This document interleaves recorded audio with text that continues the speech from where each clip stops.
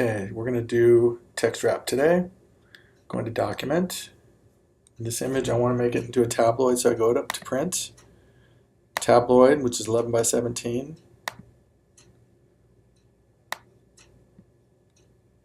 And I want to go and make sure that my facing pages is going to be clicked on, which is right there.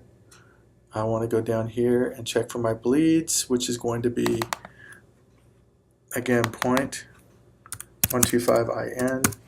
And with this lock engaged, it's going to go all the way around.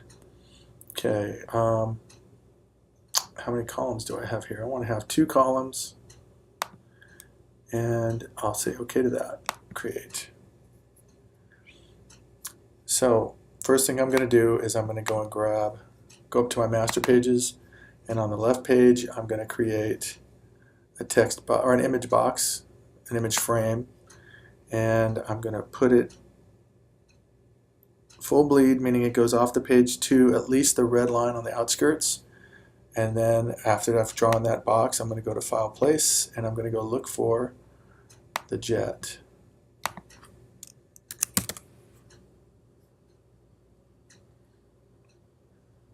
There it is, jet TIFF.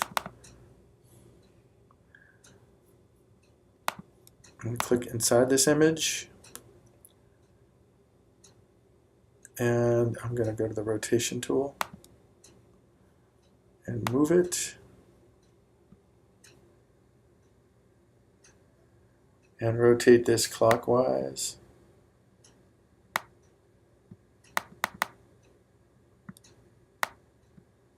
Okay, and then I'll move it in. Scale it.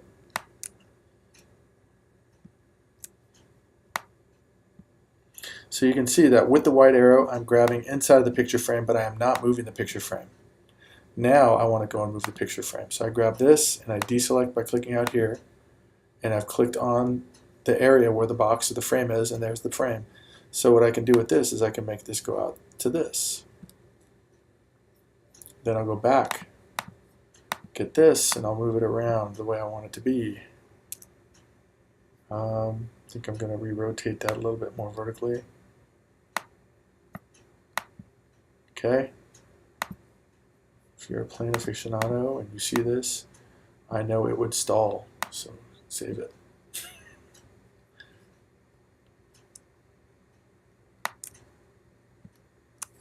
Okay.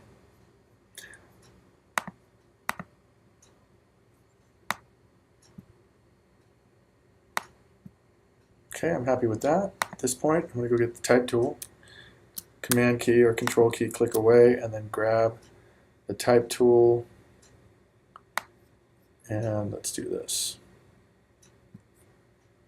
And for this, I'm going to go to layout, or sorry, tape, go to type, placeholder text. And then I can right click on this and hit arrange, but I have to pick this. Then I click on this, right click, arrange, send to the back. Then it allows me to choose the photographic box and window, text wrap. Third option on the top, and that's what you get. This is the same as clipping mask. I want this to be an alpha channel, meaning that it's going to read the outskirts of the shape. And so now it's wrapping around the outskirts of the shape, and now I want to push it away from the shape. I got to go down here, and you can see that it's getting pushed away.